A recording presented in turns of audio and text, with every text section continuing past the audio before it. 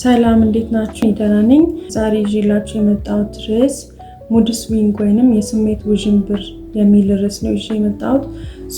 እዚህ ላይ የተለያዩ አይዲያዎችን ወይንም ሀሳቦችን ራይዝ እናደርጋለን።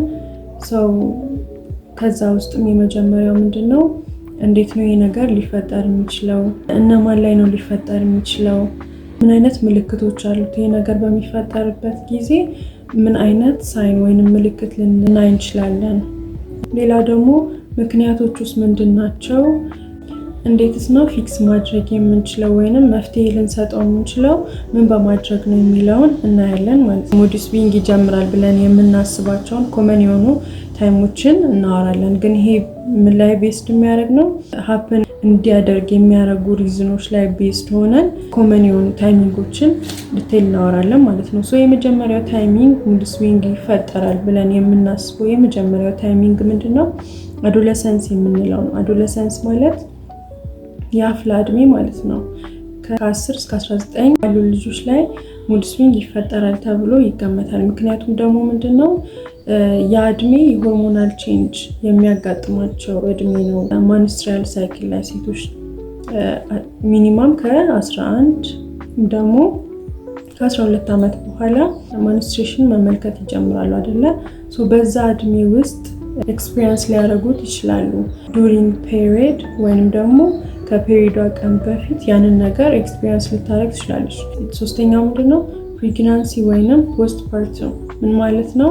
በእርግዝና ወቅት ወይንም ከወሊድ በኋላ በሚገጥማቸው የሆርሞናል ሺፍት ምክንያት እዚህ ሙድ ስዊንግ ውስጥ ሊገቡ ይችላሉ ተብሎ ይገመታል። አራተኛው ምንድነው? ፕሪሜኖፔዝ እና ሜኖፔዝ ነው። ሜኖፔዝ ምን ማለት ነው? እድሜያችን ገፋ ሲል ማለት ነው። ወይንም ደግሞ ፈርቲሊቲ ሬታችን እየቀነሰ በሚሄድበት ጊዜ ሆርሞናል ፍላክቹዌሽን ስለሚኖር ድብርት፣ ጭንቀት ምናምን ይገጥማቸዋል እድሜያቸው ከፍ ያለ በሚሄድበት ጊዜ። ያም ደግሞ ሪዝን ሊሆን ይችላል ማለት ነው። አምስተኛው ሜንታል ሄልዝ ኮንዲሽን ነው።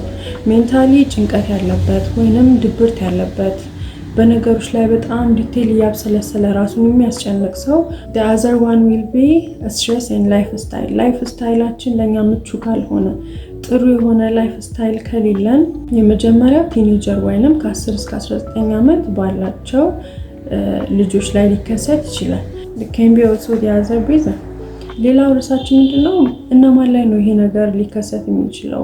መጀመሪያም ገልጸናል አዶለሰንስ ምናምን እያለን፣ ግን ዲቴል ይሄንን ነገር ልሰብስብላችሁ። እነማን ላይ ነው ይሄ ሙድ ስዊንግ ሀፕን ሊያደርግ የሚችለው የሚለውን በምናይበት ጊዜ፣ ሌላው ደግሞ ሴቶች ላይ እርግዝና የመጀመሪያዎቹ ወራቶች እና ከወሊድ በኋላ ሀፕን ሊያደርግ ይችላል። ፒፕል ዊዝ ሜንታል ሄልዝ ኢሹ የሜንታል ሄልዝ ኢሹ ያለባቸው፣ ጭንቀት ያለባቸው፣ ድብርት ምናምን የመሳሰሉት ነገር ያለባቸው ሰዎች ኦልሶ ለዚህ ነገር ተጋላጭ ናቸው ማለት ነው። ፒፕል ዊዝ ክሮኒክ ስትረስ በጣም ከፍተኛ የሆነ ጭንቀት ያለባቸው ሰዎች ላይክ አላድላ ያልሆነ ነገር ሊሆን ነው፣ የሆነ ሰው እያየኝ ነው፣ እንደዚህ እየተጨነኩ ነው የሚሉ ሰዎች በጣም ክሮኒክ የሆነ ስትረስ አለ፣ ለዚህ ነገር ተጋላጭ ናቸው ብለን እናስባለን። an individual who have a poor living style habit ትክክል ያልሆነ ሀቢት ወይንም ልማድ ያለበት ሰው፣ ላይፍ ስታይሉ ትክክል ያልሆነ ሰው ደግሞ ለዚህ ሊጋለጥ ይችላል።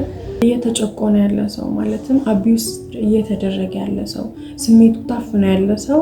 ሌላኛው ርዕሳችን ምንድነው? ምን አይነት ሳይኖችን ነው ልናይ የምንችለው? ሙድ ስዊንግ አለባቸው በምንላቸው ሰዎች ላይ ምን አይነት ምልክቶች ወይንም ምን አይነት ሳይኖችን በማየት ነው እነዛን ሰዎች ልንለያቸው የምንችለው? ኢሞሽናል ሳይኖች አሉ። እነዛ ምንድናቸው?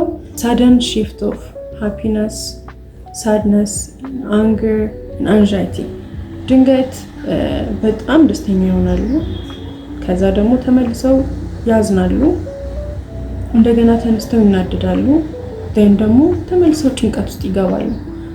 you can see the flow even በጣም ሙድ ስዊንግ በቃ እየወሰዳቸው ነው ማለት ነው። እንደዚህ አይነት ሳይኖችን በምናይበት ጊዜ ይሄ ሰው ሙድ ስዊንግ ላይ ነው ያለው ብለን ማሰብ እንችላለን። በትንሽ ነገር በጣም በቃ ሴንሲቲቭ መሆን፣ በትንሽ ነገር መጨነቅ፣ ማሰብ፣ ፍራስትሬትድ መሆን፣ ምንም ስራ ሳይሰሩ የድካም ስሜት፣ በቃ ከባድ ስራ የሰራ አይነት ሰው ድካም አለ አይደለ? እንደዚህ አይነት ስሜት ምንም ግልጽ የሆነ ምክንያት በሌለበት እንደዚህ አይነት ስሜት የሚሰማቸውም ከሆነ ሌላኛው ቢሄቪራል ሳይን የምንለው ቢሄቪራል ሳይንን ደግሞ እንዴት ነው ልናውቅ የምንችለው? አካባቢያቸው ላይ ካለ ሰው ጋር ጥሩ የሆነ ኮኔክሽን የላቸውም። ጥሩ የሆነ ፉል ኮኔክሽን ካላቸው እነዚህም ሙድ ስዊንግ ላይ ናቸው ያሉት ብለን ማሰብ እንችላለን።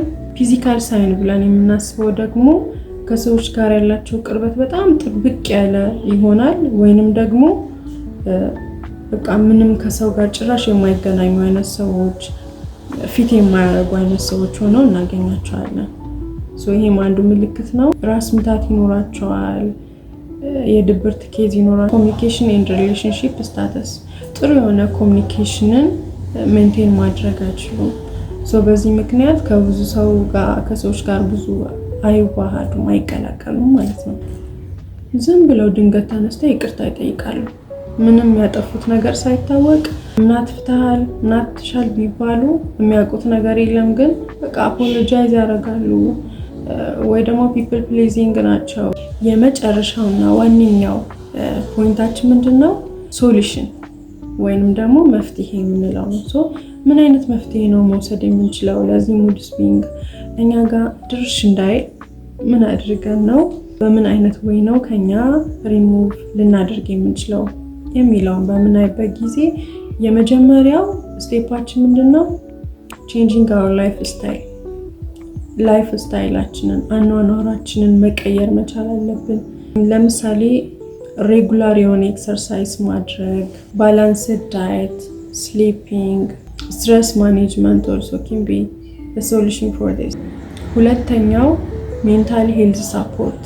ለሙድ ስዊንግ የመጀመሪያውና ቤዚክ የምንለው ሪዝን የሆነው ሜንታል ሄልዝ ኢሹዋችን አይደለ?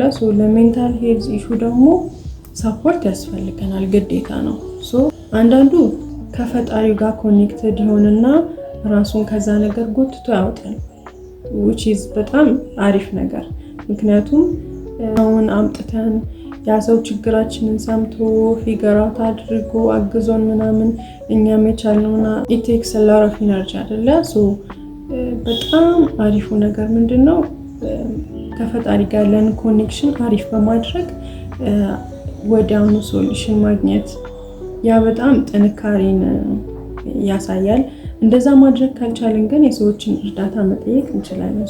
ቴራፒስቶች ጋር ሄደን ችግራችንን ነግረናቸው፣ አንዳንዴ ምንድነው የውስጣችንን ችግር ለሰው ስንናገር ይቀለናል አይደለ?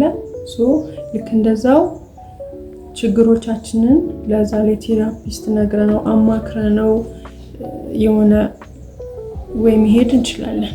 በእነዚህ ሁሉ ፊገር አውት ላይፍ ስታይላችንን ቀይረን እንደገና ከአቅም በላይ ሐኪሞች ጋር በመቅረብ የሜዲካል ሳፖርት ማግኘት የሚችሉ ከሆነ ያንን መጠየቅ አግባባዊ ነው ብዬ አስባለሁ።